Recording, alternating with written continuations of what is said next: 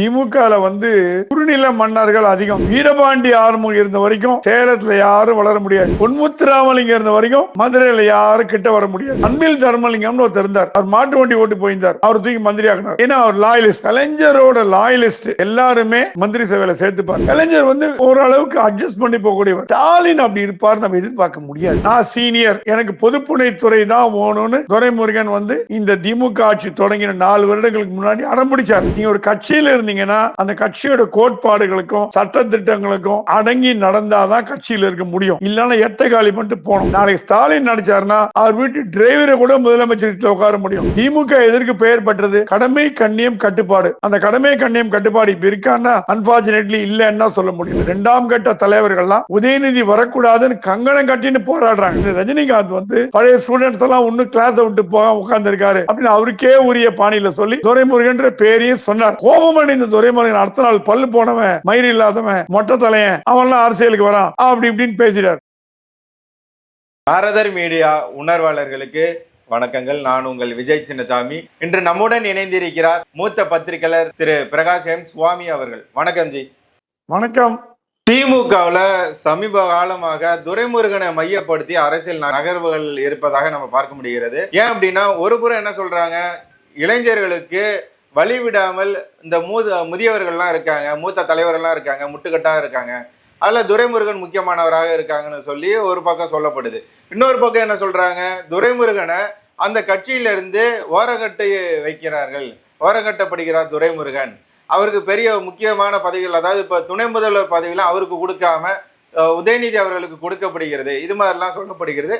துரைமுருகனுக்கு உரிய அங்கீகாரம் கிடைக்கவில்லை திமுகவில், அல்லது இளைஞர்களை தடுத்து அந்த முன்னேற விடாமல், திமுகவில் முன்னேற விடாமல் முட்டுக்கட்டாக இருக்கிறாரா துரைமுருகன்? நீங்க எப்படி பாக்குறீங்க?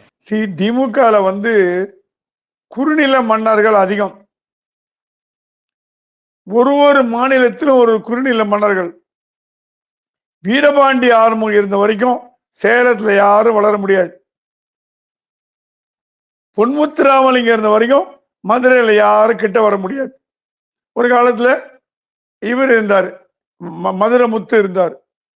அந்த மாதிரி திருச்சியில நேரு, இவர் ஆற்காடுல துரைமுருகன், விழுப்புரத்துல பொன்முடி, அப்புறம் ஐ பெரியசாமி, அப்புறம் இந்த மாதிரி ஒரு ஊர்ல ஒருவர். கோவையில மு ராமநாதன் ஒருத்தர் இருந்தார். இவங்களோட ஆட்சி, எந்த அரசாங்கம் வந்தாலும் இவங்களுக்கு மட்டுமே ஆட்சி கொடுக்கப்படும். கலைஞர் என்னைக்குமே தன்னுடைய லாயலிஸ்ட விட்டு கொடுக்க மாட்டார். அன்பில் தர்மலிங்கம்னு ஒருத்தர் இருந்தார். அவர் மாட்டு வண்டி ஓட்டு போயிருந்தார். அவர் தூக்கி மந்திரி ஆக்கினார். ஏன்னா அவர் லாயலிஸ்ட். கலைஞரோட லாயலிஸ்ட் எல்லாருமே மந்திரி சேவையில சேர்த்துப்பார். அது அவர் ஸ்டைல். அவரோட வயது முதிர்ந்தவரான அன்பழகனையே அவர் மந்திரி ஆக்கினார். கலைஞர் ஓரளவுக்கு அட்ஜஸ்ட் பண்ணி போகக்கூடியவர். ஸ்டாலின் அப்படி இருப்பார் நம்ம எதிர்பார்க்க முடியாது. கலைஞர் வழியிலேயே ஸ்டாலின் போவாரு, கலைஞர் பண்ண மாதிரியே ஸ்டாலின் பண்ணுவாரு. அப்படின்னா எதுக்கு ஸ்டாலின்? வேற யாராவது இருந்துட்டு போலாமே.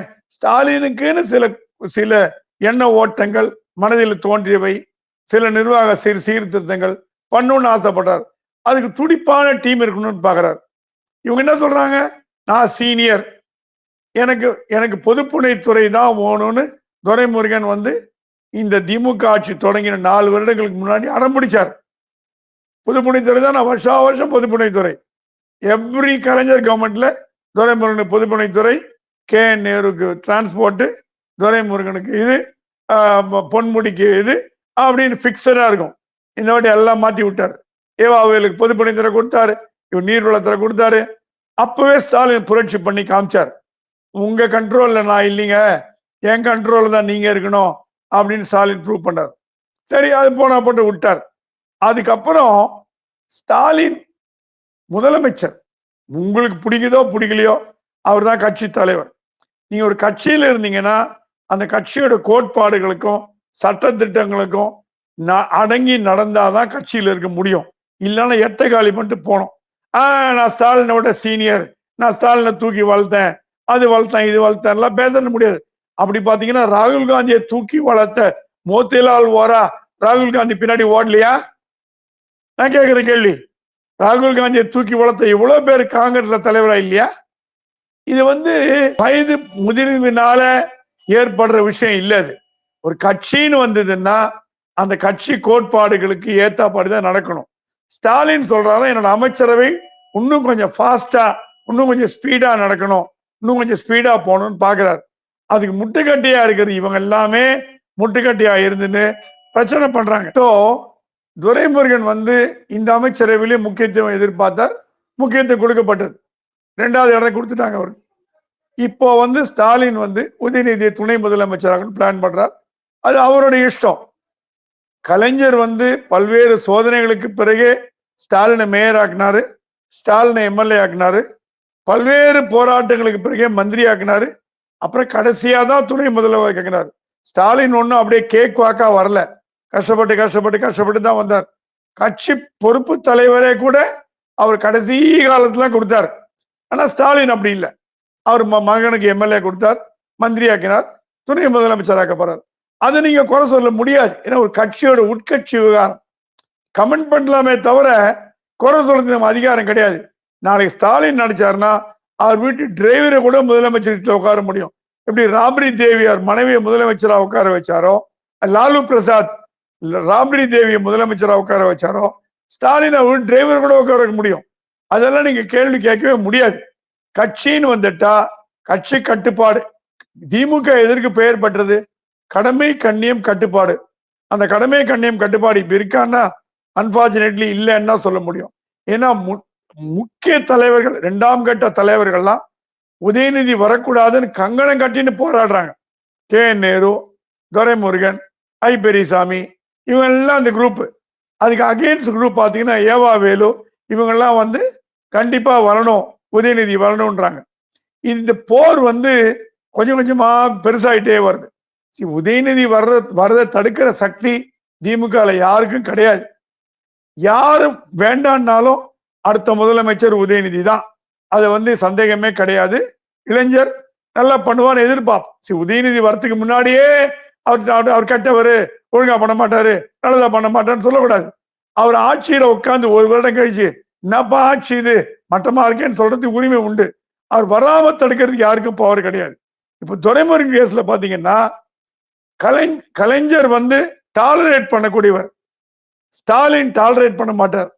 ஸ்டாலினோட எண்ண ஓட்டத்தை புரிஞ்சுன ரஜினிகாந்த் பழைய ஸ்டூடெண்ட்ஸ் எல்லாம் இன்னும் கிளாஸை விட்டு போக உட்கார்ந்து இருக்காரு அப்படின்னு அவருக்கே உரிய பாணியில சொல்லி துரைமுருகன்ற பேரையும் சொன்னார்.